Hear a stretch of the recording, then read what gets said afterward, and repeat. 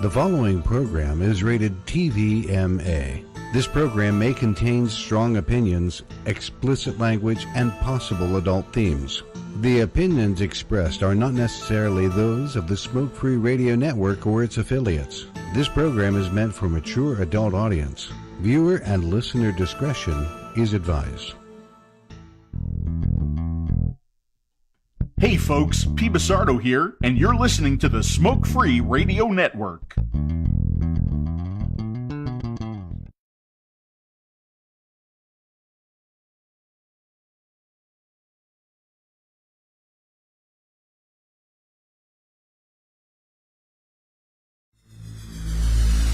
That was interesting.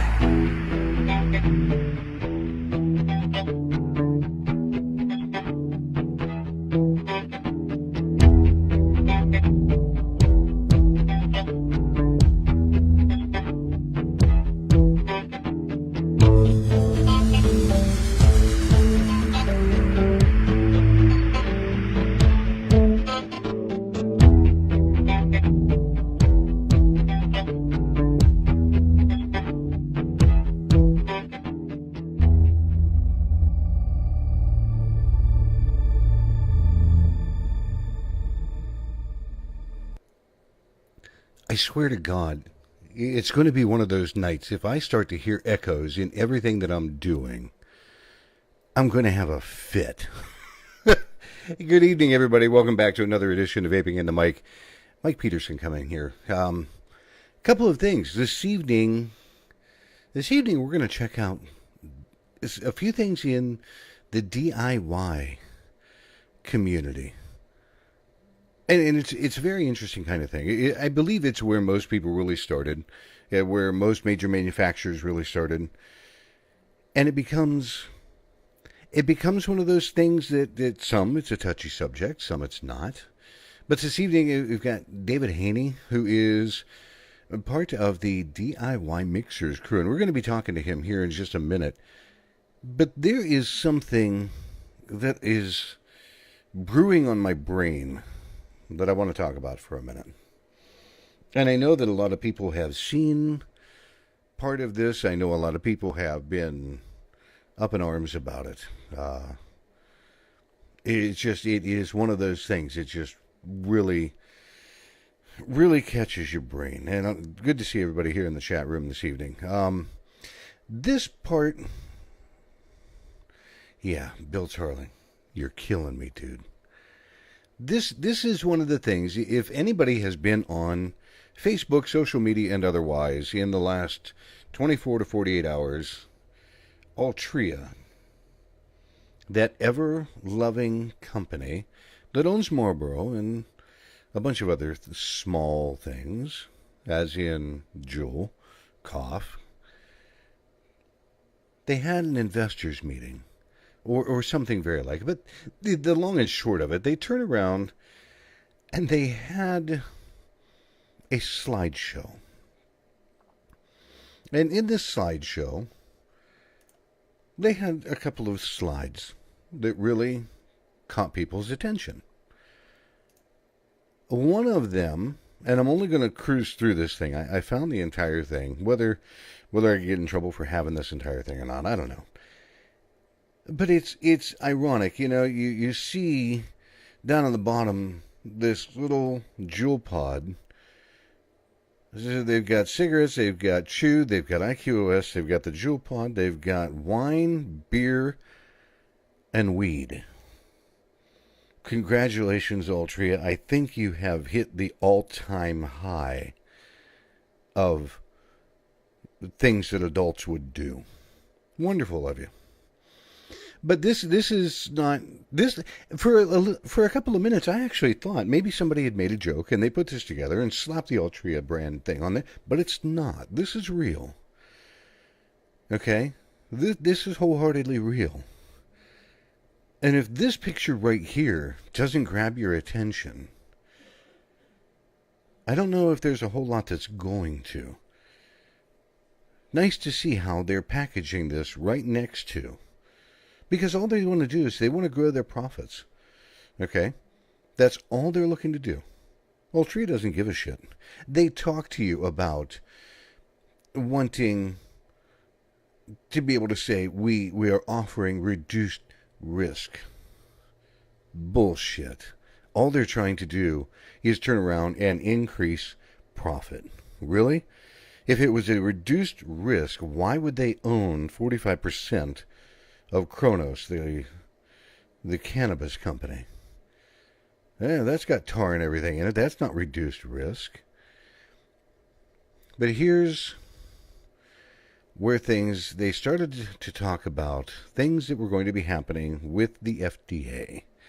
And they admitted they've got some things that they have to do and what they're going to not do.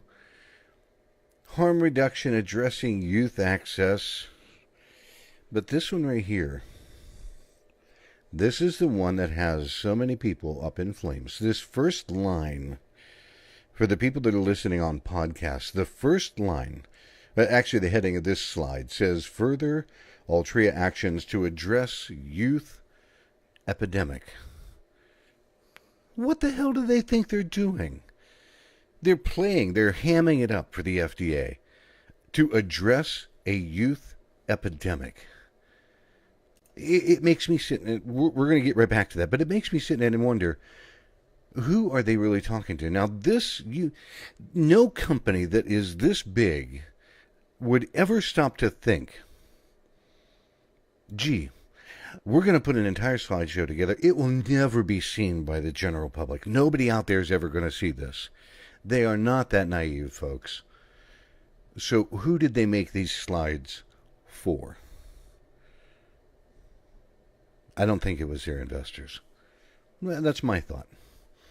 But getting back to this slide, the first line says, investing an additional $100 million over 2 years in underage tobacco prevention to specifically address youth e-vapor use.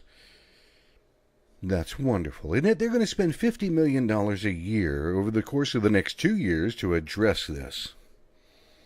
The second line, committing to limit Altria's support for expanded retail distribution to only tobacco, menthol, and mint-flavored Juul pods, and no more than 20,000 additional stores in 2019. So they're going to the FDA and they're saying, hey, guess what? We're going to go ahead and we're just going to say, yeah, tobacco, menthol, mint.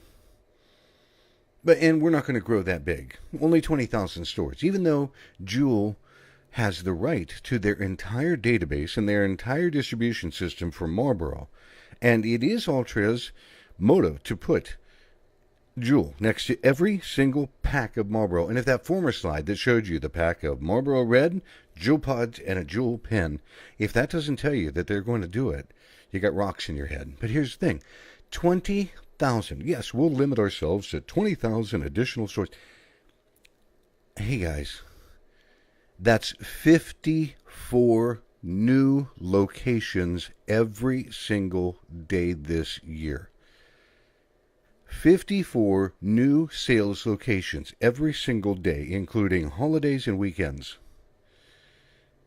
And that's slow. That's a limit. Seriously? 54 new locations. I run a vaping manufacturing. I would be I would have a heart attack if I could get into 54 new locations every day. Anybody would. Good God. Last one of this. They are going to encourage the FDA to take industry-wide action by banning retail and vape store sales of all non-traditional flavors until the youth issue is otherwise addressed, such as by the use of advanced age verification technology or pre-market authorization. I hope that sinks in. Everybody, and I know, if I were to go right back to the chat room right now, I know everybody, most of the people that are in there are going, yeah, they threw us under the bus again. It was their intent all along to throw us under the bus. This just proves it. Demetrius has said it. Other people have said it. I just wanted to show this slide to people to say, hey, look what they're doing. This is serious. Wholeheartedly serious. You can't make this stuff up. It's impossible. Truly. Really, really impossible. I don't know how people are going to address this. I don't know how they're going to begin to work around it. Now, Austin Hopper, you're correct. They want their money back. They we turn around and we have disjointed and broken their nose, and now they want retribution and they want their money back that they lost to vaping. 35% of Juul buyout was to include having Altria also get Juul put with their cigarette brands in over 70,000 stores. Bill, you're 100% correct, dude. It's bad. It's seriously bad. And there's nothing that we can do about it. We can sit and we can rant and we can rave, but you're talking about a multi-billion dollar company that has bought senators and congressmen and lawmakers and everybody that they want to buy. I shouldn't say there's nothing that we can do. There are things I'm sure that we will be able to try to do. But this is worse than throwing us under the bus. They turn around and they just took out whatever sex toy that you want to think of and put it somewhere that there should not be anything inserted into. Okay? It's horrible. Absolutely horrible. I really don't know what to do about it. I'm going to sit and brew on that for a couple of days. I just wanted to bring that up and show that to everybody because it has been on probably everybody's mind, everybody's page. It's just something we're going to have to pay attention to moving forward. There is no doubt about that. Now, joining me this evening, he's been sitting here patiently, and I, honest to God, I appreciate it. Joining me this evening from the DIY Mixers crew, I would like everybody to say hello, Mr. David Haney. David, how are you doing this evening? Pretty good, Mike. How about yourself? You know, if I didn't get fired up by reading shit like that, I would probably be doing a whole lot better, man. Oh, I hear you, man. I hear you. It's a bunch of bull crap, I could tell you that. It is. It has gotten worse over time goes by, and there's not going to be any end to it. But that's not what I want to talk to you about. I want to talk to you about how is the world of DIY, the do-it-yourself, mixers, vapors, how is that surviving, thriving? How is that going in today's world? To be honest with you, I think it's actually thriving, to be honest. I feel that with a lot of the rules and regulations that are we're getting slammed with, at least in the United States and in other countries, a lot of people are seeking alternatives to getting their nicotine. And, with all these flavor ban talks, with all these taxations and all this stuff, people are just to the point where, like, you know what, I'm just going to start doing it myself. That way, if the shit hits the fan and everything gets shuts down, that way I have an outlet.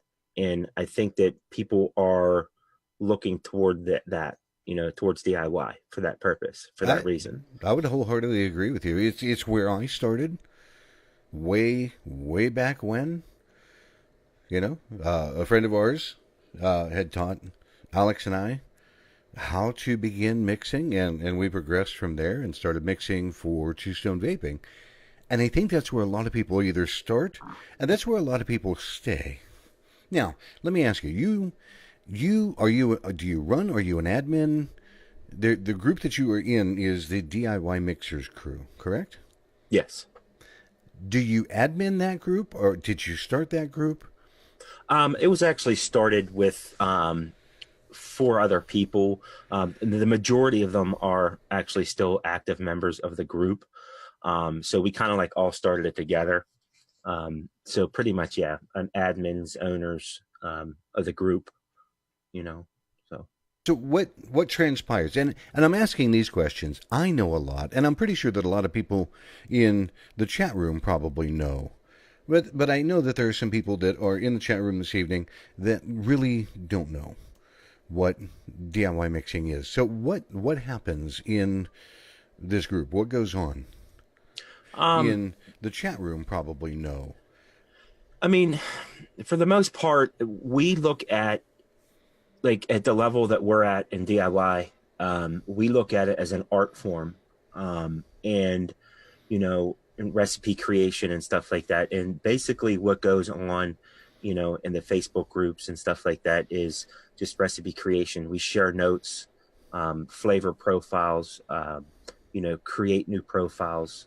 It's just an ongoing process.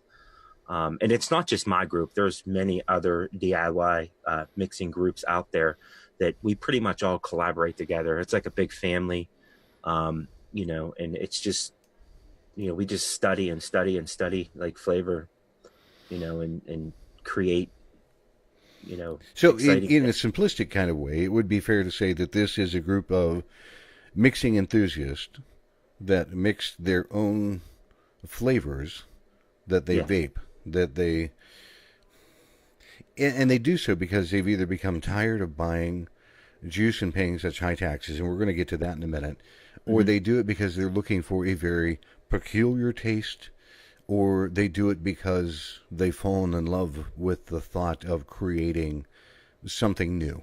You know what I mean? Yes. I know that was...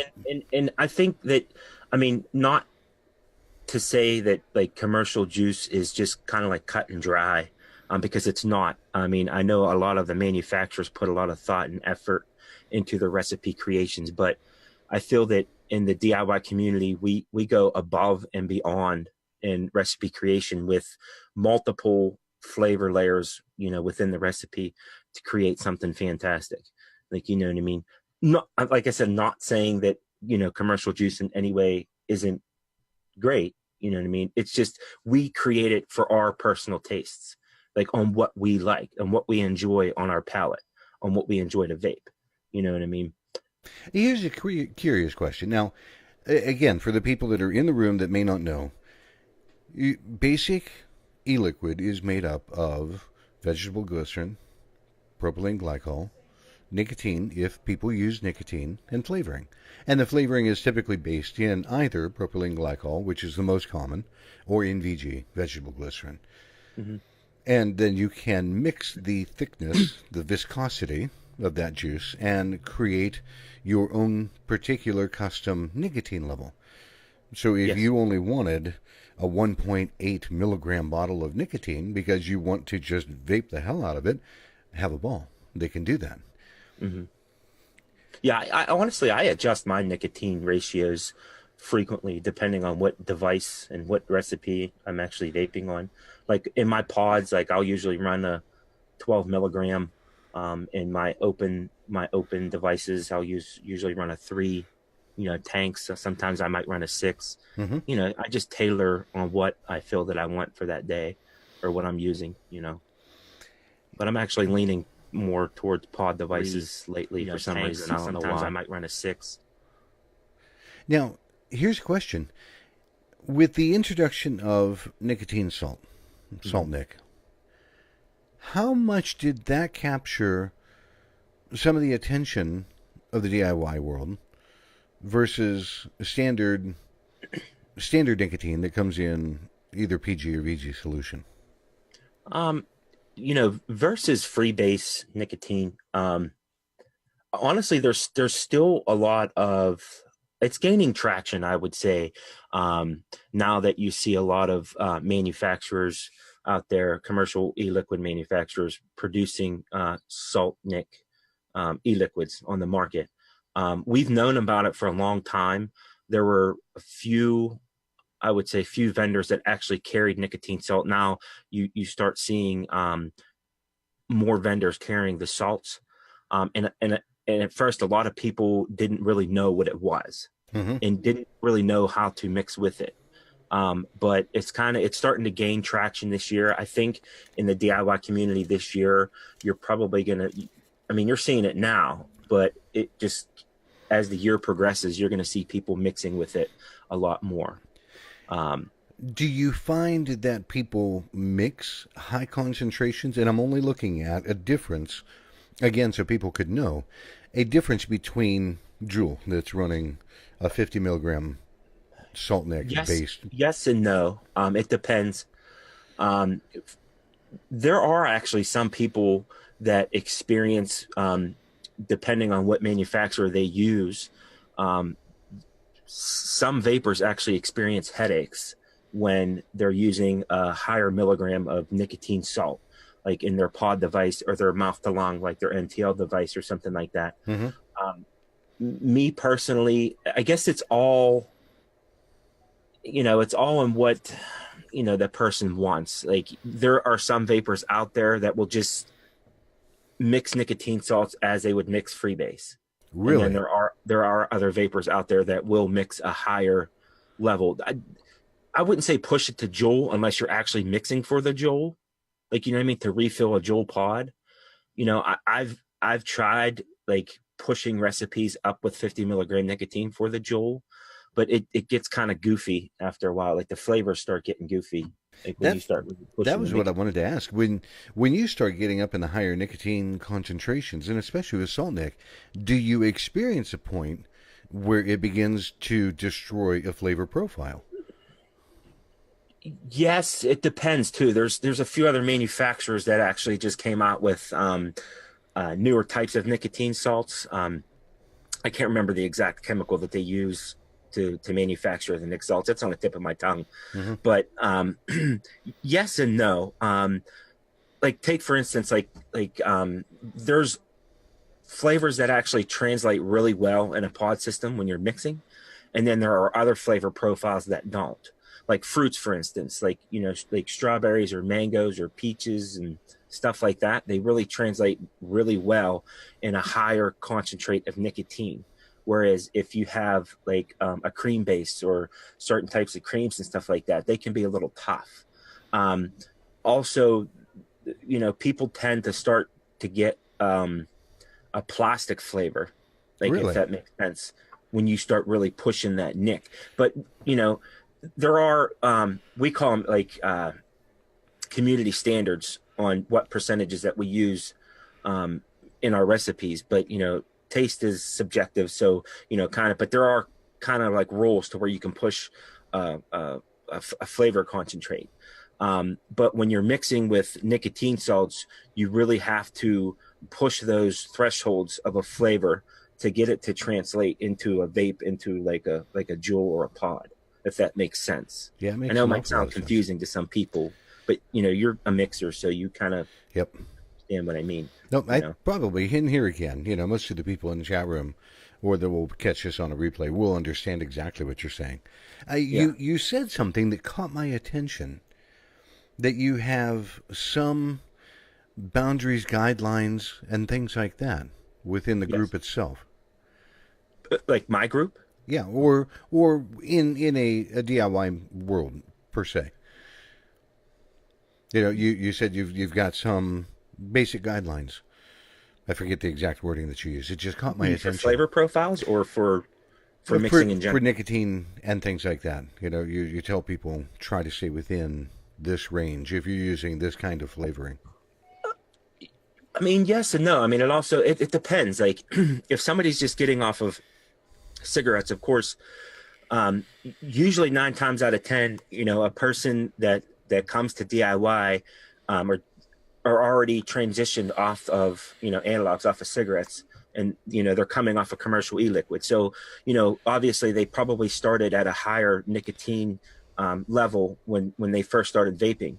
Now, when they start transitioning into DIY, they're usually around, I would say the highest, like on a free-based nicotine with like an open device, would be like 9 would probably be the max. But usually when they start transitioning into 6, 3, and like, maybe 1.5 milligram, right.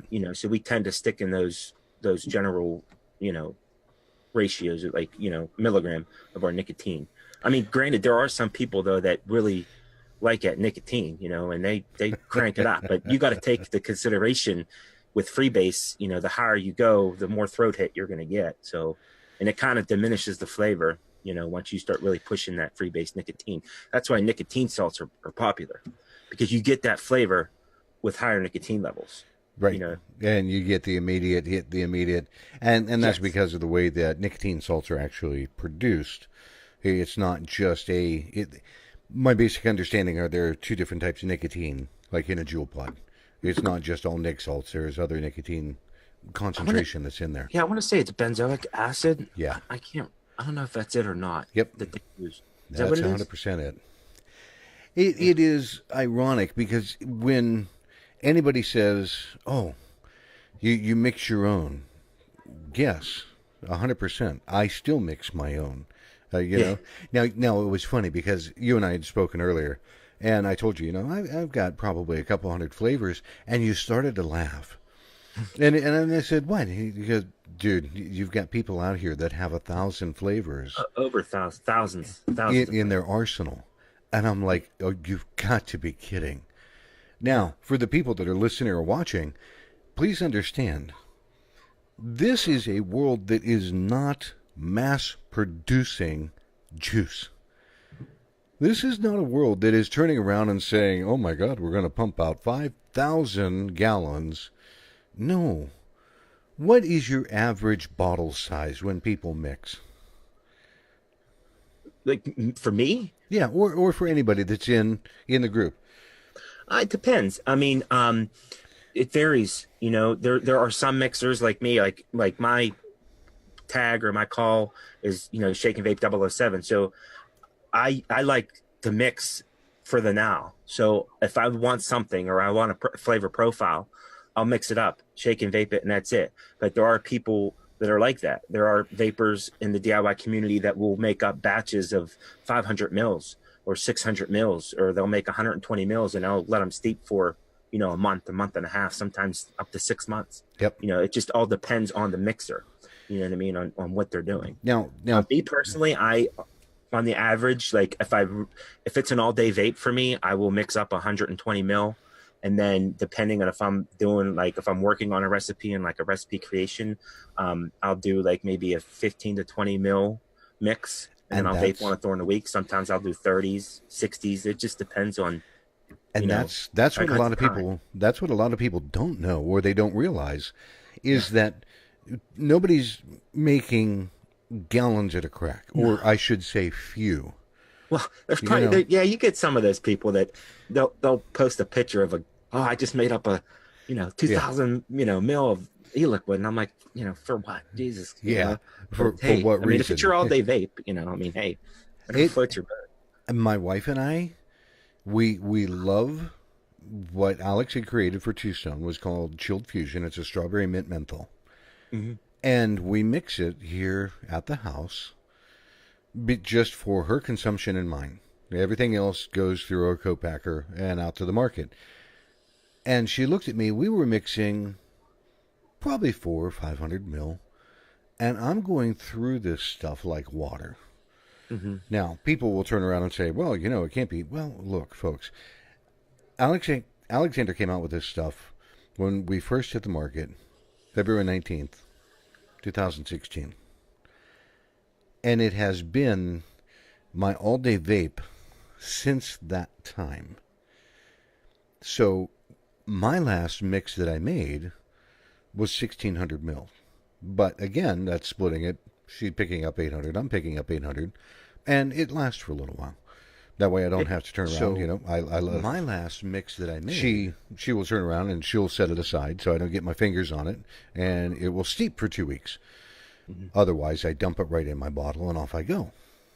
Shake it vape. That's not so good. But a lot of people will only mix when they're trying a new flavor. They'll only mix it in a 10 ml bottle so that they're not wasting a lot of things. They might even only mix a 5 ml bottle to try. I do. When I do flavor testing, when I get a set of new flavors in from a manufacturer. The first thing I actually do is I do 5 mil testers, and I will test out the profile to pick out the different, well, I wouldn't say layers, because usually a lot of the manufacturers that produce the flavors are kind of like linear. You're really getting like maybe one or two profiles in that flavor, because they kind of make them as plain as they possibly can for the person to kind of create what they want out of it. Right, because now you're starting to talk about layered flavors or multi flavors in a particular single mix. Yeah. So it's not uncommon to have 2, 5, 7 different flavors to go together to make a single mixture. There's recipes that have 15 different flavors profiles in them. Really? I haven't run across that yet. Oh yeah, kind of people are kind of like, not saying steering away from it, but it just gets difficult. Once you start adding so many layers, it starts to diminish everything. You get diminished returns, in the flavors, and everything starts to get muddled and muddy. Right. That's what we ran into early on, was you get too much or too many flavors in one bottle. It becomes more of a junk taste. Mm-hmm. And if you get your percent of flavors, if the percentage is too high, mm-hmm. If you're running 18, 24% flavor in a bottle, mm-hmm. that's a lot. Yeah. You've got people that are extremists on that point. There are people I know in DIY that will either want to have 25% flavor in their bottle or keep it under 12 or 10. I mean, yeah, yes and no. It depends on what type of profile, what manufacturer that you're using. Percentage wise, like in a DIY community, like we really don't look. I mean, we look at percentages, but we don't look at percentages. If that makes sense. We don't have like a base where it says, okay, we're making a strawberries and cream, and we want the finished product to be 15% flavor in Mm-hmm. there. That's not how we mix. You know what I mean? If that makes sense. No, you're build mixing our layers to layer. You know what I mean? Yep. And we choose our flavors because that's the specific flavor that we want. Like there could be 10 different strawberries, but there might be 1 or 2 strawberries that we have in a layer. We get those percentages right. It doesn't matter what percentage they are, but if it's right and if they work well, then we introduce it to another layer, in a recipe. Do they still call that like a stone? If you're mixing 8 strawberries and you create that? You can. I mean, you can call it a stone or a layer. Right. I mean, there are a lot of people out there that still do stones, like their milk stones and stuff like that when they're making cereal vapes and stuff. But I mean, it just depends. Like every mixer is different, and that's one of the reasons why I enjoy it so much, because you get a chance to look at other people's work. You know what I mean? On how they do things. Right. And that's one of the things that is dramatically different compared to you just call it whatever people have on the market for sale. Every manufacturer that has a product on the market is not going to share their particular recipe for their product. However, when you come over to the DIY and somebody creates something that's awesome, it hits the web. And it's like, check this out, try this. Yeah, we do. We share our work. And the thing about it is we do get pissed sometimes because there are companies out there that we actually blacklist in the DIY community because, we take pride in the artwork that we put out there to the community for everybody to enjoy. And then you got those idiots out there that want to make a profit off of it. And they just take our work and then they'll turn it into an e-liquid. And usually it's a place that's out of the country. Like, they'll steal it and then they'll steal the work and try to make a profit off it. It sucks, do you find that happens very often? Yes and no. It depends on who the mixer is in the community, depending how well known they are, throughout the community. And if it's a banger recipe, of course, you know what I mean? People are going to try to make money. Yeah. You know what I mean? So, and here's the thing, like, I mean, it wouldn't be so bad if they asked permission. Like these idiots will just take it and run with it. They won't even say, hey, I checked out your recipe. I love it. Is it okay if I, market it or bottle it and sell it? They don't even ask. They just take Which it I and get go. it. I mean, we put it out there for the world to see. But, just give credit where credit's due. Is the point that I'm trying to make, because that's all we care about. We don't care about the money. We just care about, mixing. Yep. And it is a source of pride that you turn around, you've made something that is awesome and you're proud of what you've made. I can wholeheartedly understand that. And honestly, though, too, I know you're a co-packer, but And we you're proud actually of what don't you even made. mix with syringes. whole- The majority of the mixers anymore, we mix Wholeheartedly understand by weight, not volume. And honestly, so we use scales and everything like that when we mix our nicotine and our flavors. It's the same thing that I do here at home. You mix, okay. I mix by weight. I used to mix, with the syringe and sit down and measure every drop because there are some that you can't do. I mix by weight. I used to mix. I would love to know where that's coming from. It's not me. I have all my volumes turned down, I think. But that's one of those things that's going to drive me up the wall because I've got everything like muted. Yeah, we'll figure it out. But no, I mix by weight. I've got a scale because I know how much every flavor weighs, how much your VG weighs, your PG, things like that. It becomes just it's fun for us to still do it on a small scale because we still, like Alex wanted to create something new, so he was creating a different type of apple pie recipe, and without going on the web and trying to duplicate, he sits down and he'll work his way through something. We're going to take a break here for a minute. I've got to stop and do our sponsors because without our sponsors, Smoke Free Radio could not do what it does. So if you'll consent to hang tight with me, I'm going to go ahead and we'll be back here in just a minute.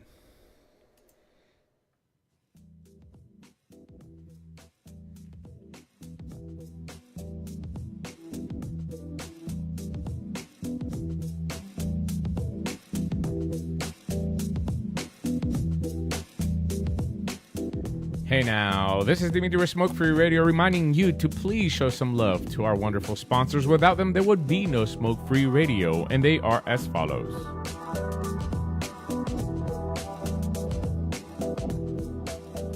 All the way from Florida, Moon Mountain Vapor with locations in Florida and their liquid available for wholesale and retail, moonmountainvapor.com.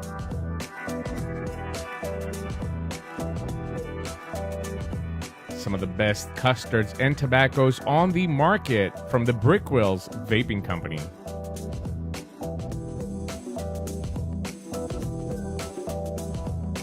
The lovely Shell with a vapor bar, locations in Texas, Virginia, and West Virginia.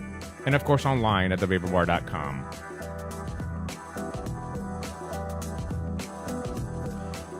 And who says you can't have award-winning e-liquid without cartoon characters? That's exactly what you're going to get at theplumeroom.com.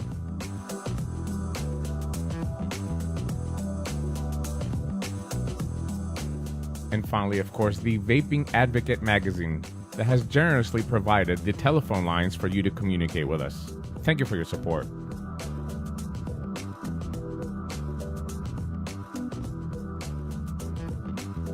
And finally, for you, the listener, don't forget to check out the coupons and codes page on Smoke Free Radio. Pick up some e-liquid and save some money. From all of us here at Smoke Free Radio, thank you for your continued support.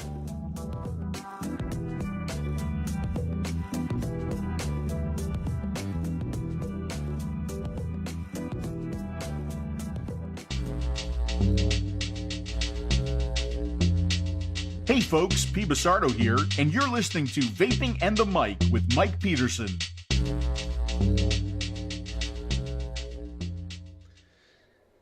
Coming back from our sponsor slot here, this evening talking with David Haney from the DIY Mixers crew. And we're talking about DIY and some of the gist of why people do it, how much they actually enjoy doing things like that. I've got a question for you. Now, I know that you're in PA. Yes. How Did taxation, you and I spoke a little bit about this on the phone, when the 40% floor tax hit, and this was a little more than a year ago, did that have an effect on DIY? No.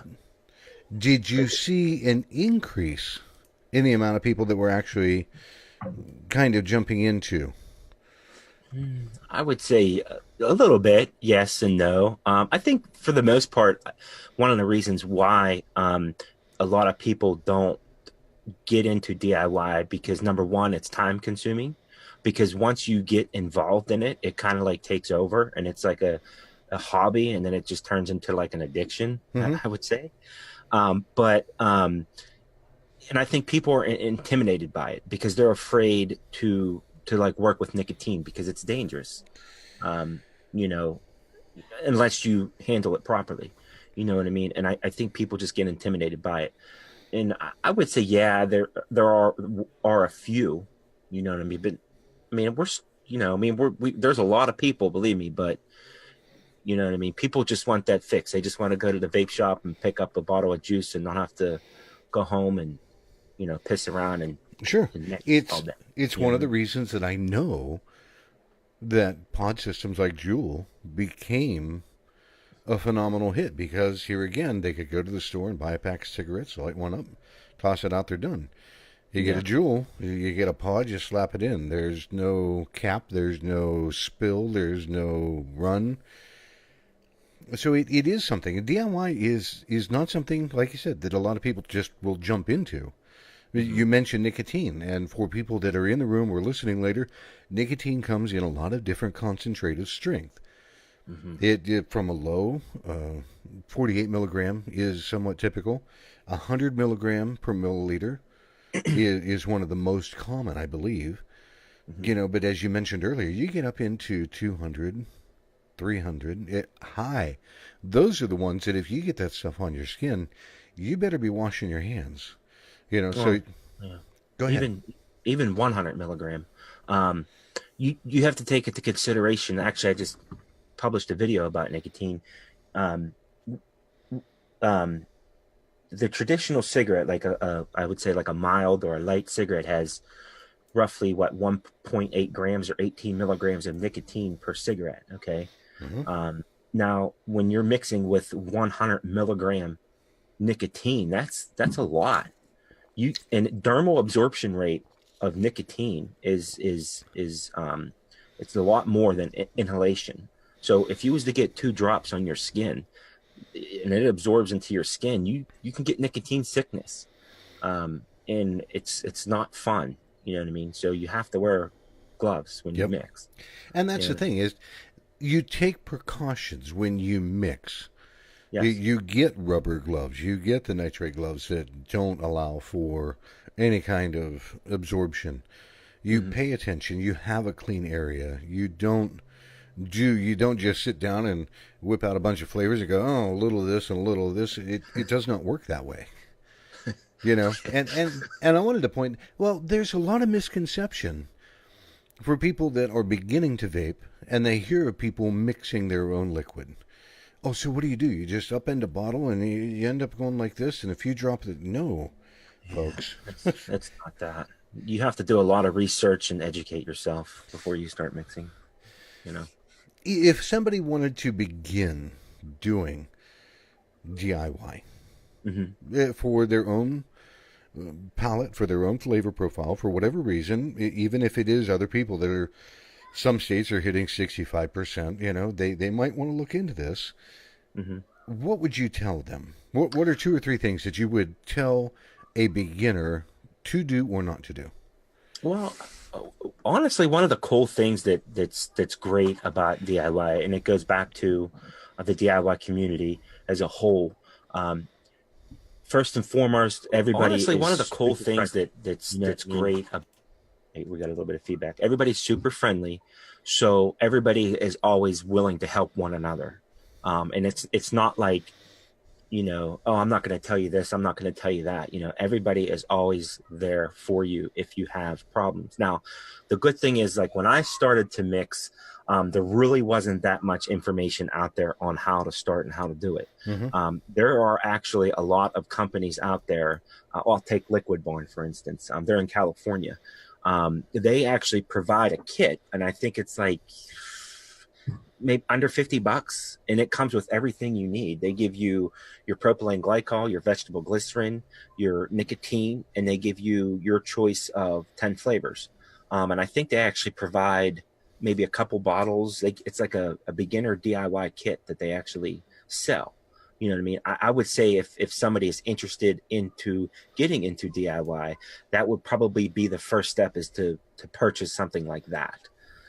And then join, some of the groups like DIY Mixers Crew or somebody out there that, that they follow on YouTube or whatever, well-known mixers, and get some education, on how to start mixing. Once you learn how to do it, it's not difficult. It's just that you have to take the necessary precautions, when you're mixing your own e-liquid. Yep. Safety first. Yes. All the time. Bill Tarling, I don't know if you know Bill. Bill is the guy that's up in Canada. He's in Vancouver. Yes. Bill runs the Vape Distortion page, and he's in there in the chat room, and he's always adding things. He added 2 interesting points. He said you don't just leave liquid nic lying around, you store it safely in between usages. And most people will store in a freezer or actually in a refrigerator to slow down degradation of the nicotine. The second thing that he said, and I like this, he goes, the DIY community becomes like a gathering of happy chefs creating new recipes. Yeah. And it's weird that he's 100% correct, because like say for instance, when new flavors hit the market from different manufacturers, like everybody is just like, speaking of Canada, Frank from Wonder Flavors, he owns Wonder Flavors up in Canada. He's a flavor manufacturer up there. He just released, I think, like 35 or 40 new flavors just recently, and like everybody just gathers around like ants, and they get them, and then they want to test them, and it's like, everybody just goes crazy. It's awesome. Question. Yes. When you were saying that he has 35 or 40 new flavors. Yes. What kind of flavors? Concentrates. Flavor concentrates. Okay. Like the typical mango, or... Wait, I'm sorry, what was the question? Like a fruit flavor, like a mango or an apple, or are these flavors are a little bit more complex in nature? Well, Frank's flavors seem to have a little bit more layers in them than like your typical, like say TPA, like the Flavor Apprentice, or like Capella. Oh, Capella's, you know what I mean? He seems to have a little bit more layering going on in his flavors. Like they're not linear as like some of the other ones. So I'm actually looking him up right now. I think it was not the creme brulee. I actually didn't pick them up yet. I've been sleeping on them. I haven't got a chance to get them yet. But yeah, some of the newer ones, I don't know what he got. I don't know if Island Mango is one of them. Browse your flavors. You got a bunch of them. Some of the flavors he has is like African horned cucumber, almond cookie, angel cake, banana candy. But I know black cherry jelly beans, an old one, wow. Blueberry jam, bourbon, Brazilian coffee, bumbleberry butter tart, cannoli. I mean, it just, the list just goes on. I mean, there's thousands upon thousands of flavors out there. And that's what makes it so fun. I mean, and that's the thing too, like, even though, like, say Frank from Wonder Flavors has a mango, there's 20 other manufacturers out there that also have a mango. Right. So they're going to be different. Yep. And none of them will taste the same. But here's the thing though. There's probably only, I can't remember the last time I looked in the world. We call them flavor houses. There's, I think, like the top 4 are like the main distributors of the actual like flavors. And then they get sent to these companies like, you know, Frank and stuff, and their chemists actually reconfigure that flavor to make it their own. Like, you know what I mean? If that makes sense. So, I mean, all the flavor molecules are kind of the same in there, but their chemists kind of put their own twist on it too. Right. You know. No, that makes sense to me. And for people that are listening that don't know, you know, it's what he's saying is they have a handful of manufacturers that will create base flavor profile. Apple, for instance. They will create an apple flavor, and they will ship this to many different types of manufacturers, and then that secondary manufacturer might take that apple and give it a little bit of a tart or a little bit of something to turn it into a Granny Smith apple, or to turn it into a Macintosh apple, or to, like you said, make it basically their own. So it's not the same thing everywhere that you go. And like you said, it's why people have so many flavors in their stock, because if they mix a Granny Smith apple with something else, it's not going to taste the same if they use a Macintosh apple with a pie crust or a cookie or something. The list of capability of DIY is phenomenally huge. Phenomenally huge. Yeah, I mean it's endless on the possibilities on what you can create doing DIY. See, here's the thing though too, what a lot of people don't, and this is the only thing that I guess that we fear in the DIY community, but then we don't fear because we look at it as the majority of the flavor manufacturers that we use are mainly for the food industry, like the candy industry and stuff like that. So those flavors are actually developed for, like, you know, making candy and cakes and icings. And so like when the FDA, you know, decides to put on these rules and regulations, we sit there and we're like, okay, whatever, because what are they going to do? Fucking ban, you know, Capella? They're going to ban their banana when, say, Nabisco might put it in their Nilla cookie? Like, are they going to fucking ban their flavors? Like I don't think that would happen. You know, but there are flavor bans. You know, I get it, but you know, that's some of the stuff that we look at it, but it scares us to a point. But you know, we're just like, yeah, you know what I mean. So like, when you hear about FDA coming across with this ban, this rule, whatever,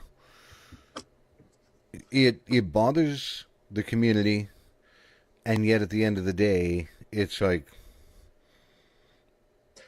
no, we care. I mean, we care. And that's the thing, that like us DIYers, we still, a lot of us and the majority of us still care about the vaping industry and the brick and mortar stores and the manufacturers, because you have to take the look back is like the majority of the manufacturers out there started in DIY. You know what I mean? We know them. Like me personally, like I know Gary Riddle from Mr. Good Vape. You know, he started in DIY. You know what I mean? And he worked his way up and he got his own juice line. And there's a lot of people out there. That's where they got their start. And it just goes back to like saying, you know, they don't forget their roots. They pop in every once in a while and say, hey, how's it going? And, you know, and in turn, we still do support them, and we support vaping advocates and all that stuff, because at the end of the day, we're all in it together. You know what I mean? Because if it wasn't for people like you and stuff like that, like vaping would cease to exist. You know what I mean? And, you know, if they ban nicotine, we're fucked. You know what I mean? There ain't nothing we can do about it. You know what I mean? Like we were talking earlier before, I'd stockpile it, you know, if that was and the I know case. a lot of people would, you would get 25, 50 people go together and buy a drum of nicotine and split it up into gallons, half gallons, whatever, and in the freezer it goes. Yeah. Bill Tarling brought up an interesting point earlier on in the chat. I've been trying to watch this as we've been going along. Is it a concern in the DIY community if vaping really has a problem? And by that I mean the PMTA. Mm-hmm. Because by the looks of it, as things are right now, the chances of any liquid manufacturer passing a PMTA are nil and slim left town. So it is looking like there's going to be a definitive end date to vaping as we know it for e-liquid consumption. You know, you go to the vape shop, you're probably only going to be able to pick up hardware and consumables, and you're not going to be able to get this anymore at some point. Now, the reason that I bring that up, and the point that Bill was making, is he turned around and he goes, is it a concern? Because as vape people, manufacturers like myself, as we go out of business, and we are no longer buying flavor concentrates in bulk, some of those flavor manufacturers are going to start to reduce the amount of flavor types or profiles that they make, and the prices are going to go up. Is that something the community talks about, or is that something that's kind of on a fringe? And No, I mean, it kind of goes back to me saying that, the flavor manufacturers out there, you have to, I mean, we look at vaping as huge, okay? But the food industry is probably 1,000 times bigger than the vaping industry. So, right. You got companies, like I said, going back to like Capella, and there's only a select few companies that actually cater to the DIY community or vaping.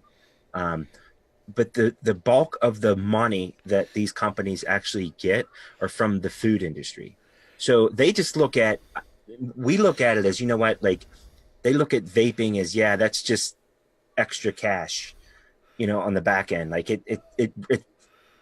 it's probably really not going to make a difference in our bottom line as far as revenue is concerned. Right. So I don't foresee them raising their prices on their flavors. I mean, they might, just to like maybe price gouge us a little bit, but or unless the FDA puts pressure on them. Because I know, like, for instance, like a vendor that we go to in the DIY community is Bull City Flavors. Now, when they first came out, they used to be called Bull City Vapors. Yep. And then when all that bullshit took place with like flavor bans and all this taxation on vaping stuff, if you had, I think the term, if you were associated with vaping at all, you were going to get hit with that tax. Yes. So they actually had to restructure and change their name to Bull City Flavors instead of Bull City Vapors. You know what I mean? I remember. So I mean, there's ways around stuff. We got kind of like outs on what we can do to try to get away from the FDA per se. You know what I mean? Because like the FDA, like my personal opinion is the FDA can't do nothing on flavors. They can't touch them, because they're made for the food industry. Like there's nothing that they can do unless they shut them all down. And then what? We're not going to have no candy, nothing to like what we eat. I mean, Christ. I mean that's kind of pushing it. You know what I mean? I mean that's the way I look at it. And that is the overall consensus that I have ever found out of almost all DIY people is, come hell or high water, there will always be a way to obtain the things that they need to continue doing what they're doing. And to be honest with you, not to interrupt you, sure, we'll find ways. Like we know guys that like actually like make their own flavors. Like there's a guy out in California. I don't know if you've heard of him, like Ty Edwards. But he does tobaccos. He does NETs, naturally extracted tobaccos. Uh-huh. Like we'll extract our flavors ourselves if we have to. Like, to be honest with you, because there's people out there that actually do that. In the DI, they get so into it, they'll extract their own flavors. But he does it on the tobacco end. You know what I mean? He extracts his own, flavors from the tobacco and, makes them into a concentrate. Yep, it's a time-consuming and lengthy process, but yeah, there are some people out there that do that. You can do it. You mentioned advocacy. Yes. Do you find that a DIY community supports a state advocacy group, or do they lean more towards supporting a national group like CASA or SFATA or VTA or AVA? Do they favor one over the other? No, we actually favor the world. Like literally the world. It doesn't matter if it's in the United States, Canada, the UK. Like Paul from Australia, I've known Paul for a long time, and that's the thing about DIY. We are like worldwide.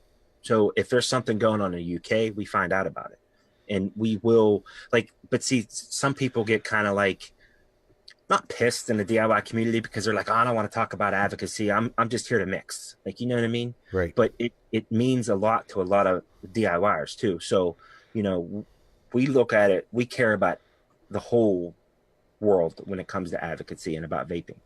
You know what I mean? We don't pick just one group. We support everybody, Does anybody, and I know that this is a little bit of a sharper question, does anybody, have you found in your group or in similar groups, do they monetarily support any state, local, or national, just in the United States, to try to help fight what the FDA is doing, things like that?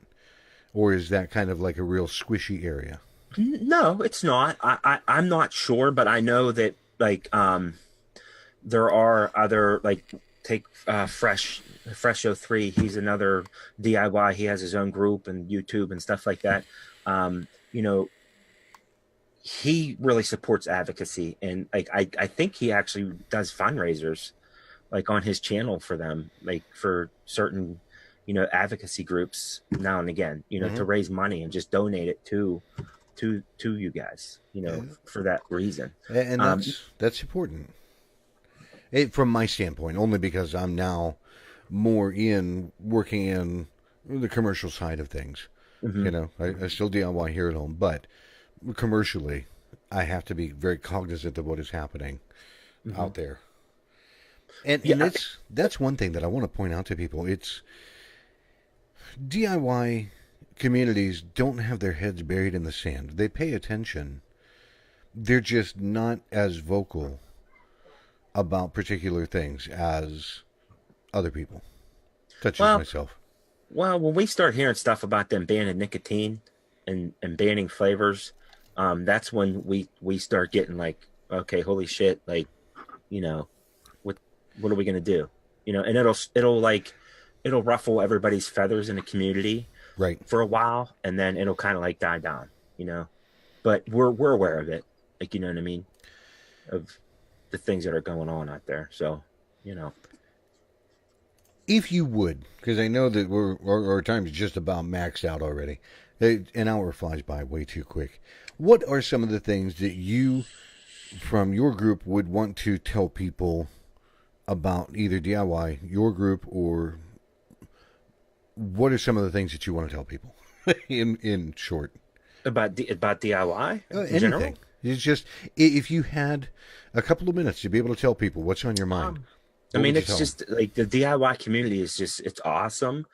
You really get a chance to meet people from all over the world. And when I mean that, like, it's literally you pick a country and there is somebody that is a mixer out there, like, all over the place. We support each other in everything that we do. It's like a big family, even though it's like thousands and upon thousands of people. I mean, there's always going to be haters out there, but that's everywhere. Everywhere you go, there's always going to be trolls, but that's everywhere. But for the most part, everybody does get along. And, we just, like, my group, like, our motto is to create, inspire, and learn. So, like, if there's a new mixer out there that feels that, they're like embarrassed to start mixing because they don't know what questions to ask and stuff like that, we're always there to like help people, because at the end of the day, it's to keep people off of smoking cigarettes. You know what I mean?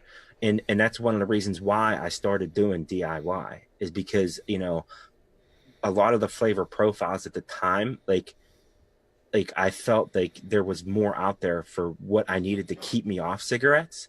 And actually that's the thing too. Getting into DIY will help keep you busy.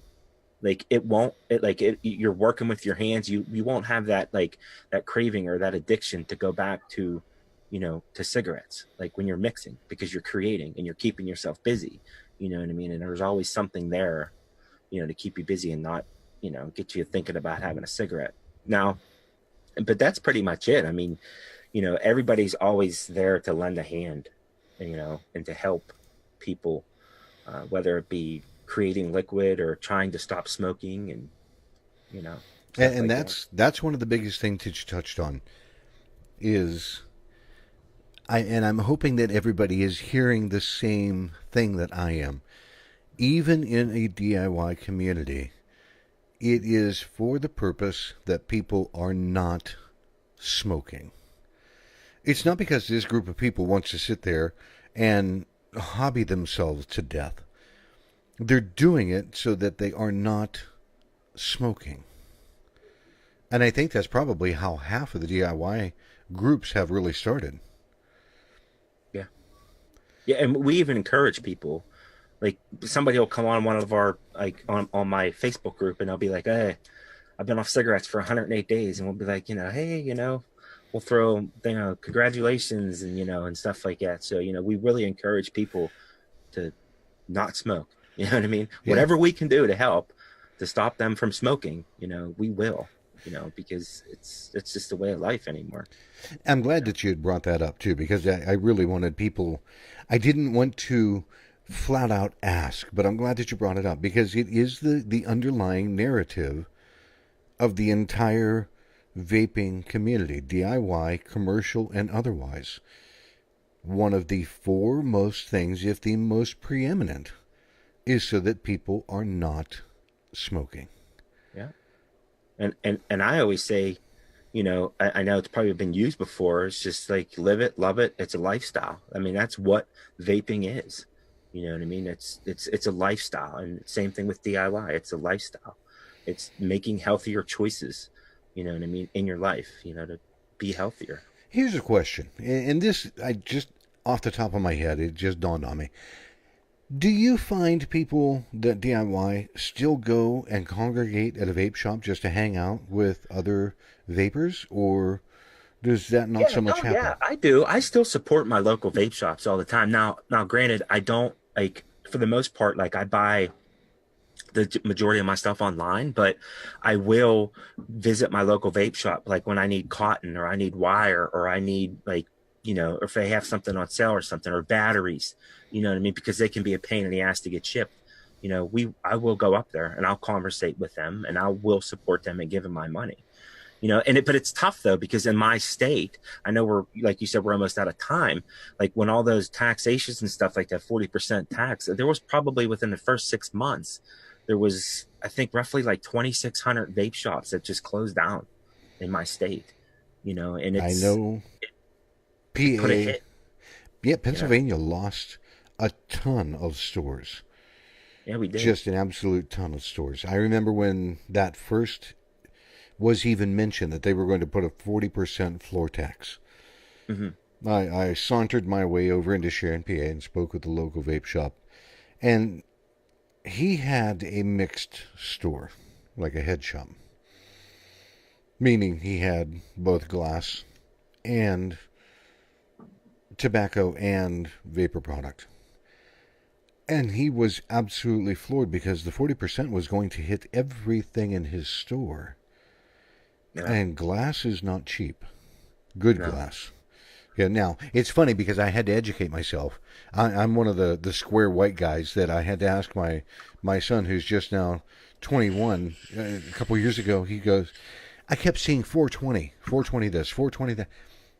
What the hell is 420? And he laughed at me. He goes, you seriously don't know, Dad? No, I don't know. He goes, it's marijuana. Well, now I know.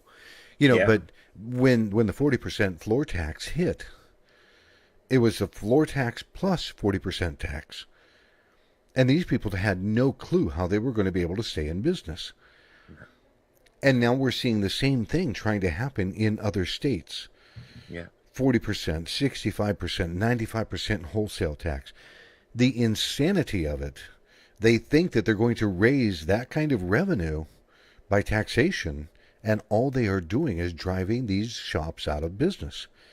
Just putting people out of business. That's it. How many shops did you see or hear of? Oh, it was like tumbleweeds. It was like, I swear to God, Mike, it was like one day they were there and then the next day gone. Yeah. And it was like literally in like 4 to 6 months. It was like they were just wiped out. They had a fire sale before the 40% tax came in, and they said, I can't afford it. It was so quick. You could, like, I would look up something on the internet. Like if I was at work and like I needed to, I ran out of like cotton or something. I would Google search a vape shop. Okay. And they'd be like, okay, you're 4.5 miles away from a vape shop. Right. I'd drive there, closed. Google another one, closed. I mean, that's how bad it was. Yeah. I mean, it was really bad. Really bad. I remember, because I've been over in Pittsburgh, and I remember before any of the 40% was even mentioned, you couldn't throw a rock and not hit a vape shop. It wasn't that prevalent, but my God, they were everywhere. It was huge in Pittsburgh, and it's there's not too many left. No, now you go to Pittsburgh and you look on Google and you say vape. You might see one way over there, and one over there, and one way down there somewhere. Yeah. And again, because of 40%. Does that discourage anybody in the community, in DIY, that all of these shops have evaporated? I mean, does it scare people? No, I think for the most part, it's just a blow. I think they just feel it's a blow to the vaping community as a whole because they see it as, it's a healthy alternative to cigarettes, and then the government just comes in and just starts shutting this stuff down for, like, and you just look at it and you're like, what the hell are they doing? Like, are they kidding? And and it goes back to you saying, Mike, like, do they really think that by taking a small businessman and taxing him 40% on everything that he has on his sales floor at the time is gonna really make a difference to them? No, it's just putting them out of business. You know what I mean? And honestly, I think in the long run, it's going to hurt them even more because they're losing jobs, they're losing revenues coming in from the stores being there. Like, I don't know what the hell they were thinking when they did that. This is a way offbeat question, and is more on the personal side than anything to do with DIY. And I want to make sure that people hear it because I am not intermingling the two on purpose. This is just my own curiosity. PA is looking at trying to legalize recreational marijuana. Yes. How does that, being a resident in Pennsylvania, what are your thoughts on that?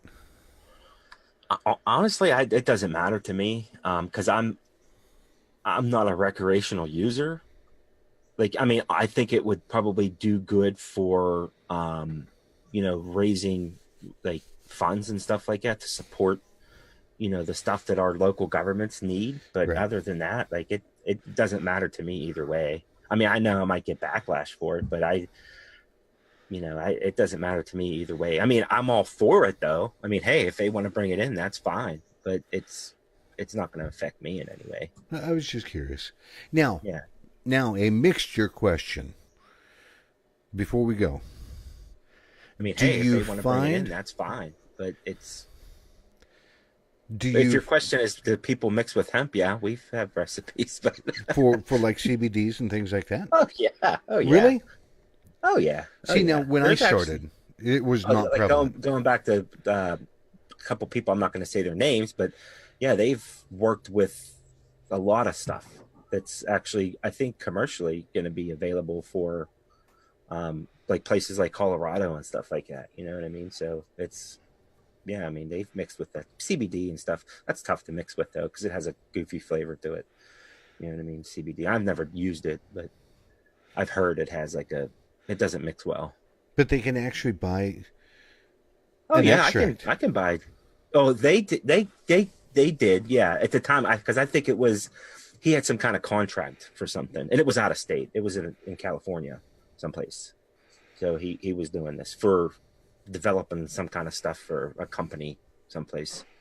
I don't even know if it ever went through, but yeah. Is that what you were going to ask, though? Yeah, that's exactly what I was going to ask. Oh, yeah. I mean, you can mix with it. Yeah. I mean, there's a lot of proprietary stuff that's, I don't want to say too much, but because I mean, I don't know a lot of it, but I know that there was a lot of stuff in the works on the back end of like a lot of stuff, people doing work like that for companies. You know what I mean? I personally, I don't get involved in that stuff because of my employment, like my day job, like, because I can't. Yeah, I love my day job. Fail a drug test, it's like, no. That's why I don't touch CBD, because I'm not sure if it'll. I mean, when they first came out with it, you heard that some of the strain was getting through and it was showing positive on a drug test, but now I guess the purification processes that they do, it doesn't show up. But I don't want to take that chance. And I've actually had vape shop owners that have CBD. They vaped it, took a at home drug test, and went to the doctors and took a drug test and still passed it. But that's still not enough for me. You know what I mean? Because if I lose my job, I'm like, not when it is your own bottom line. That's something I wouldn't screw with. Yeah. No, I was just curious because I know that I've heard people talking about it. I've heard a lot of people clamoring about it, going, you don't mix this with vape. You don't. I was just curious. It's a process. It's the same thing. It's just an extraction process with the marijuana. The same thing with the NETs. Doing, like, going back to that guy that was doing the NET tobacco. It's pretty much the same process of, distilling it or whatever they do, or I don't know how the hell they do it, but it's an I don't know what they do with that. That's beyond my knowledge, Yeah. on the stuff that they do Yeah, with yours that. and mine too. Well, David, before I go, do you have anything else that you want people to know or anything that you want to tell them? No, I mean, but yeah, I mean, I guess I really support you guys. Because if it wasn't for you guys, like Phil, you and all the guys in the chat, like Bill, it's like vaping wouldn't exist. I know that a lot of people think that, the DIY community shuns, you know, manufacturers and vape shops, and that's not the case. And at the end of the day, like I said, it just goes back we're all in it for one reason. You know what I mean? It's to keep vaping alive, and I guess we really don't push the issue and you don't hear it because we're kind of like the underground in vaping, but we're here and we do have a voice and we do support you guys, so. Fantastic.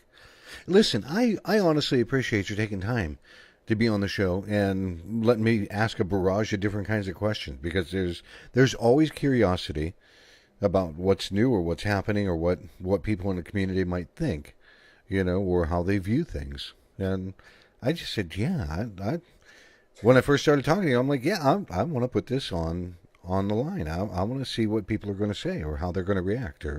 So I appreciate you taking time this evening to drop in and say hey and talk for a little while. Hey, no problem, sir. Anytime. All right. For everybody else that is out there, again, this is David Haney. He is part in the DIY Mixers crew. You can find him online on Facebook. If you're interested in doing DIY, check out his group. Stop in, ask a lot of questions before you go bumbling your way into anything. This is not something for the faint of heart or for people just to try to dabble in. If you're curious about doing mixing in your own home or mixing with nicotine, please educate yourself. By all means, educate yourself. For everybody else that's out there, I will catch you again next week with another edition of Vaping in the Mic. Until then, I hope everybody has a great weekend.